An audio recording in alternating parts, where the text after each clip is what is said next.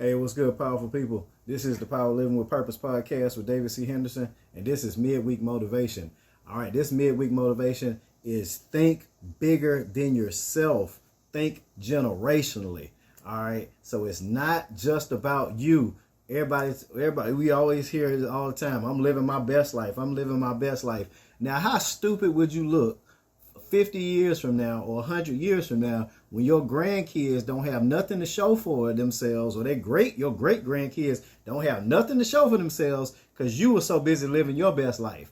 You were so busy balling out and doing all that stuff that you didn't put nothing aside. You didn't have no savings, no family trust, not enough life insurance. You did all that stuff. You were balling out, living your best life, but your great grandkids ain't got nothing to show for it. You know how many I forget the percentage, I had to look it up.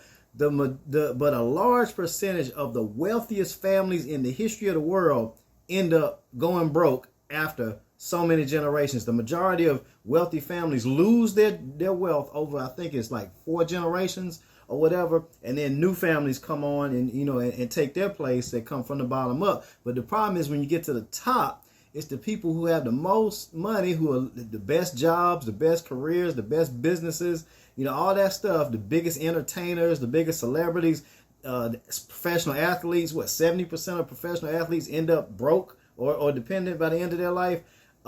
It's because you're so busy focusing on yourself, you forget life should be 50-50. Half of it is you working hard so you can enjoy the fruits of your labor. The other half is you got to be thinking about the next generation. And people get the Bible verse so wrong. Like, they just get it wrong every single time when they talk about a good man leaves an inheritance for his children's children. He did not say your children. That said grandchildren. That had nothing to do with your kids. Stop talking about what you're going to leave for your kids. By the time you die, if you live 80 to 90 years old, your kids should be in their 60s or 70s. You know how pathetic and pitiful it looks for a 60 and 70-year-old to be sitting around after the funeral to my what I'm going to get. You 60, 70 years old. Go somewhere. You supposed to have your legacy built for your next generation and your next generation. That's pitiful, poor, pathetic, and sorry. If you 60 or 70 years old, waiting for the casket to drop to find out what's in the will for you. You a grandma, grandpa yourself. That's pathetic. You should be focusing on building your children's and your children's generation. My son is 15 years old right now. Every day I wake up, I'm thinking about his grandkids.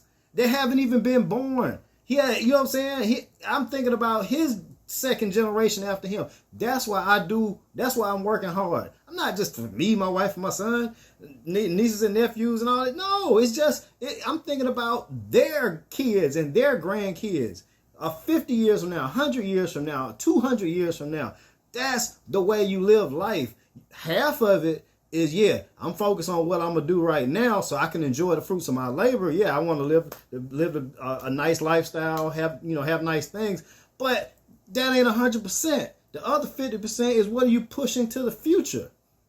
And like I said, when you hear that Bible verse, a good man leaves an inheritance for his children's children. Notice he didn't say children. He said children's children.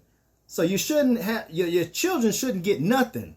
Everything should go to the grandkids, because when they were born, their grandparents should have set them up. And when you were born, your grandparents should have set them up. And when your parents were born, your great-grandparents should have set them up. And it should go like that. It goes grandkids, not children.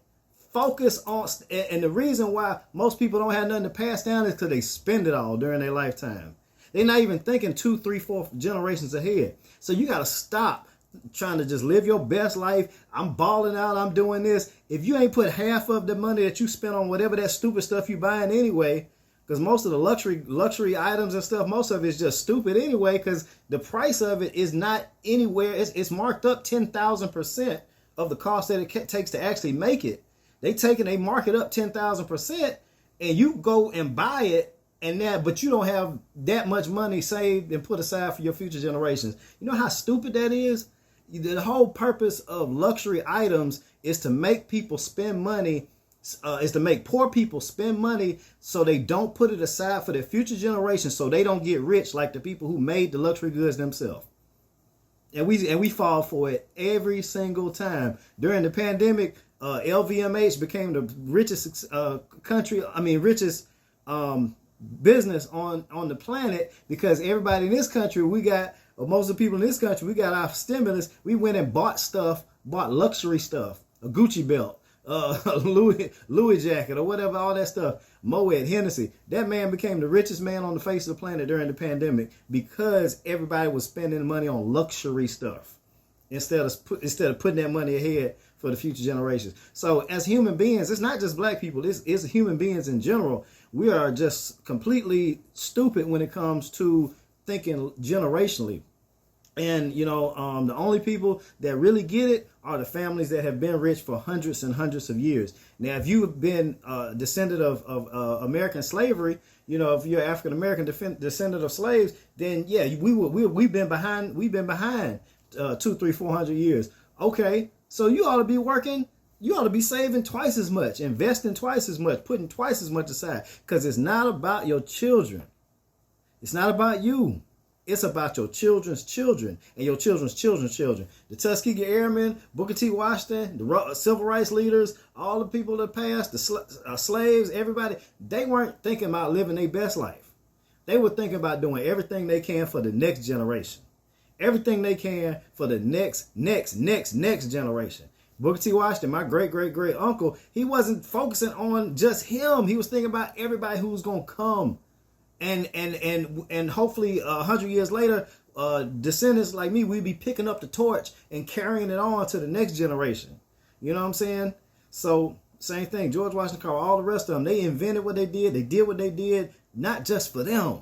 It was for the next generation, the next generation. After that. So stop thinking about just you. Life is not just about you. It should be 50-50. Half of it is for you. The other half is for your children's children and your community in the future and the future of the world.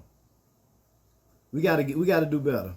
But, I can't just talk. I got to walk the walk that I talk. So I got to live by example. And I'm going to be living my life by example. You'll see.